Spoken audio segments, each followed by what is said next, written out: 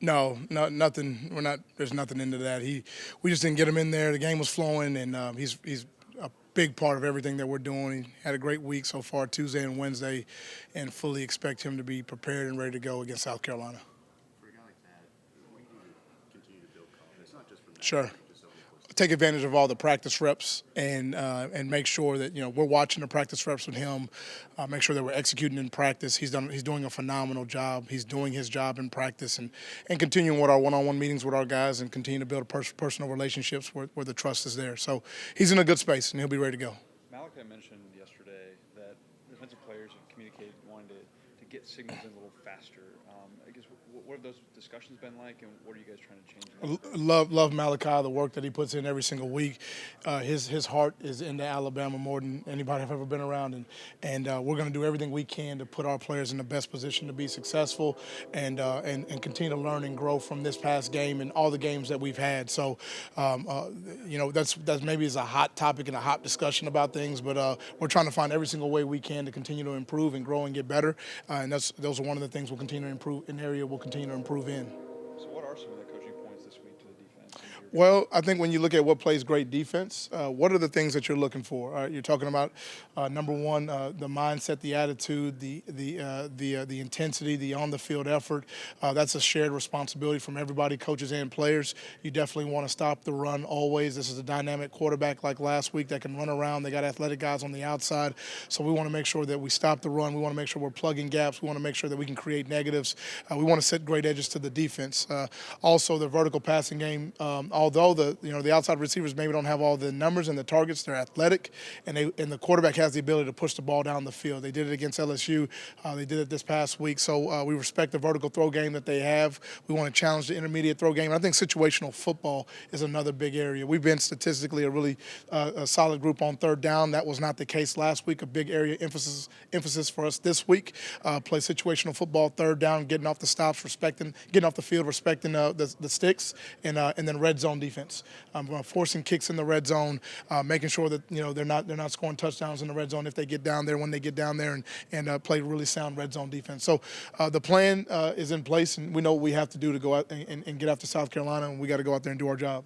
Is there a certain South Carolina player that is giving you some trouble in the film room so far? I think anytime you see a dynamic quarterback that can run and throw, as the case with South Carolina's quarterback, it's always on our minds because you have the play and then you have the extended play, which dual threat quarterbacks can create, plays that extend, the 2.5 seconds of the normal play and the 2.5 to 3 seconds of the extended play. So how we handle the contain on the drop back situations of the quarterback, and then if and when he does get out, how we're handling discipline coverage on the back end, plastering our man if we're in zone, getting our eyes in the right place, and making sure that they don't create explosives off of extended plays. You mentioned eyes. Is that particularly tough when you've got a dual threat quarterback? Guys are tempted to look. Yeah, it's just discipline to do our job. We got to be disciplined with how we teach it, how we install it.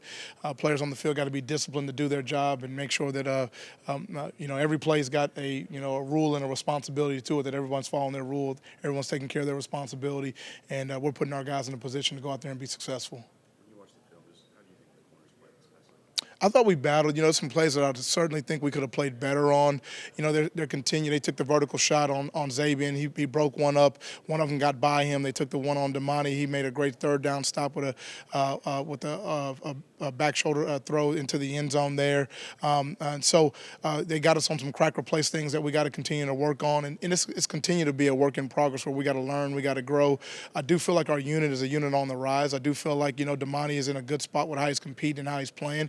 We can always get better. We're always being extremely critical. And I think the relationships and the trust that we have do allow us to have truthful and honest and real conversations where they know that, hey, if we're giving you something, if we're critiquing you on something, we are doing it in the best interest of you being the best possible man, player, and student that you can be. So the energy is right. And anytime you go through a difficult situation, you get an opportunity to learn and grow from it. And I think that's what our opportunity is this week, to go out there and put our best foot forward, put our best football on display. Don't think we did that. I absolutely did not do that last week. And then so we get another opportunity to showcase that this week.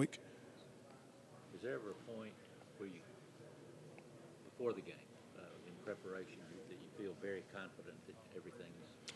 I think there's always a feeling that building up throughout the week, okay, what was Tuesday like? What was the intensity of the practice like? What was the detail in the coaching and the detail of the play?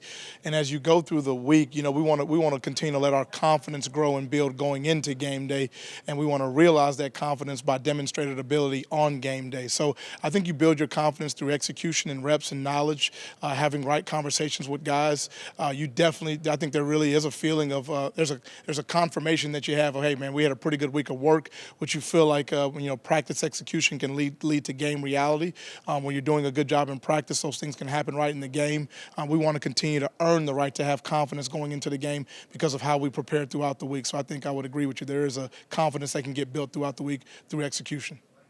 Has Beamer ball come up in practice at all this week? You know what?